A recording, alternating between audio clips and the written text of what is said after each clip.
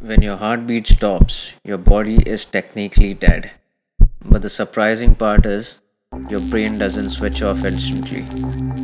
In those final moments, there's a powerful chemical blast inside your brain called DMT. The same chemical people associate with deep meditation, light or oneness experiences, intense dreams, and psychedelic trips.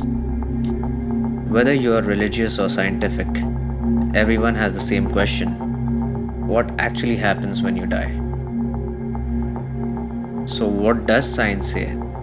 When the heart stops and oxygen drops, the brain doesn't immediately shut down. For a few seconds, it actually seems to go into overdrive, sometimes 30 to 40 seconds of intense activity. Now comes the DMT part. Scientists did experiments on rats. They put tiny sensors in their brains, then induced cardiac arrest. Basically, stopped the heart in a controlled way right at the moment of death. They saw a sudden spike in DMT levels, and at the same time, gamma waves in the brain shot up.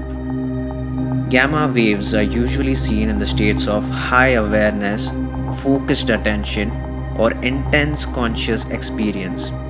In simple words, as the body was dying, the rat's brain went into a hyper real experience mode. And the patterns they saw there match a lot of what humans describe during near death experiences. That's why clinically dead people keep reporting similar things. Watching their body from above, like a drone shot, moving through a tunnel with bright light at the end, a fast flashback of their entire life, and a strange sense of peace. Science calls this NDE, near death experience.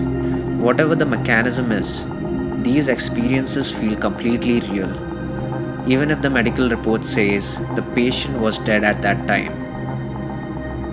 Now, the big question: why would the brain create this kind of experience at death? Science has two logical explanations for this. First one being pain and fear control. Before surgery, doctors give you anesthesia so you don't feel extreme pain. In the same way, the brain might turn on its own internal anesthesia. DMT and other chemicals reduce fear, blur the intensity of pain, and protect you from going into extreme panic. In your last moments, it's almost like your system is saying, "It's okay, relax, I'll handle this." Second explanation is detaching identity or ego. DMT also does something else. It dissolves the ego. In normal life, you think, "I am this body, this name, this job, these problems." But in strong DMT states, people say things like, "I felt like I wasn't my body anymore. I was just awareness." Simple example: imagine wearing a VR headset and getting so immersed in the game that you forget you're actually in your room. At the time of death, the brain might create a final VR experience, a powerful and internal movie where you feel like you're outside your body, watching everything from the side. It's like the brain is gently telling you, "Log out now, this session is over." Now, here's the interesting part. Ancient texts from different cultures describe death in different words, but the core visuals are strangely similar. Ancient Egyptians said the soul exits from the head. Hindus say the life force rises and the soul travels to different lokas, which is called realms. The Tibetan Book of the Dead describes stages and a life review. The Bible and Quran mention a record of deeds and accountability. Different cultures, different symbols, different stories, but similar patterns. Light, some kind of tunnel or passage, beings or ancestors, and a sense of peace or transition. A logical possibility is this: for thousands of years, humans have been observing the same internal dying brain sequence through near death experiences, visions, deathbed stories, and each culture translated that raw inner experience into its own religious language. One of the most fascinating parts people describe is the life review. Many people who were clinically dead and came back say, I didn't feel like a god was judging me in a courtroom. It felt like I was watching my own life. They say they could feel every moment where they hurt someone, not just see it but feel the other person's pain and also feel the warmth and gratitude in every moment where they help someone. Beyond this point, we only have theories. Nobody comes back with a full documentary report, but if you combine science and spirituality, two strong possibilities appear. Rebirth, which is same school, new class. Imagine you write an exam but leave some chapters unfinished. What does the school do? You reappear next time, try again. Rebirth is a similar idea. Some lessons are incomplete, some patterns you didn't break. So you take a new body, a new environment, but the core homework is similar. This might explain why some people are born with specific fears, natural talents, or strange tendencies as if some coding was already running before.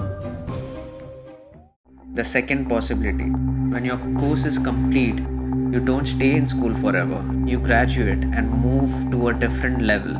Similarly, it might be that once consciousness has learned what it needed to, a physical body is no longer necessary. This is not the cartoon version of cloud heaven and fire hell.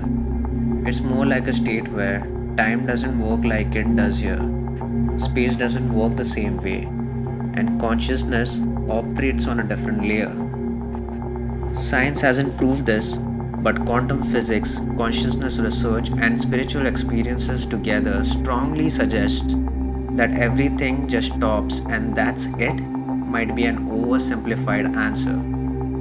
We are afraid of death because we imagine it as a black screen, total nothing. Game over. But all the data we have so far, NDEs, DMT research, ancient descriptions hint at something else. Death looks more like a process, a transition, not just instant nothingness. Take a simple example from everyday life. Every night when you sleep, your body lies down, your identity softens, the I that was stressed all day fades into the background. You enter a different world in your dreams, and in the morning, you wake up as if nothing happened. Death might be a larger version of that. This time, there's no alarm clocks, and you wake up on a different layer of reality. What the exact truth is, nobody honestly knows. But one thing is clear. The way you live now, the choices you make today, the way you treat people, that's the final playback you'll be watching later. I am Sean, and this was what happens when you die. If this breakdown made sense to you, share the video and tell me in the comments what do you think happens after death. DecodedX signing out.